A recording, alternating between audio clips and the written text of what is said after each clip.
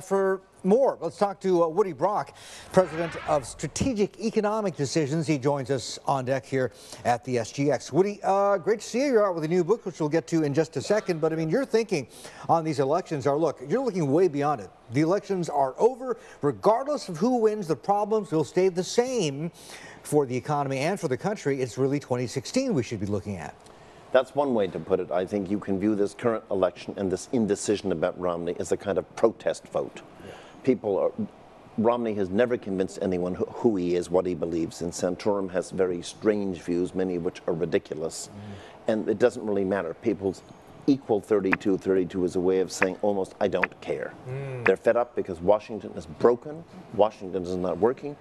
Obama is a person who's a great orator and not a good leader at all. He proposes no concrete policies. He leaves it to Congress, which even Cicero said never to do. But do Republicans have any credible alternative economic policies? And you took the words out of my mouth.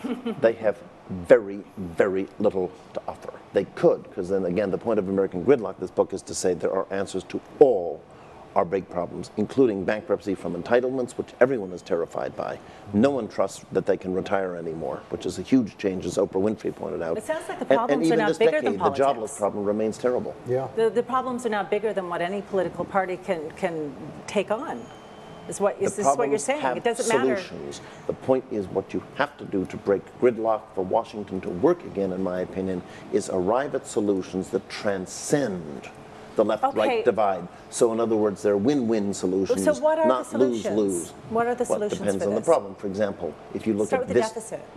If you look at this decade, not the deficit, that's a small potatoes. This decade, we have 15.5% unemployment today on the U6 correct index. That's only down from 16. This is after zero interest rates and the biggest fiscal deficits in history. It isn't working. The country needs a Marshall Plan, a massive investment program in infrastructure, but because the bond market's nervous about government borrowing. Isn't that what Obama's doing, though? No, he has done none of it. It's minor. It's nothing.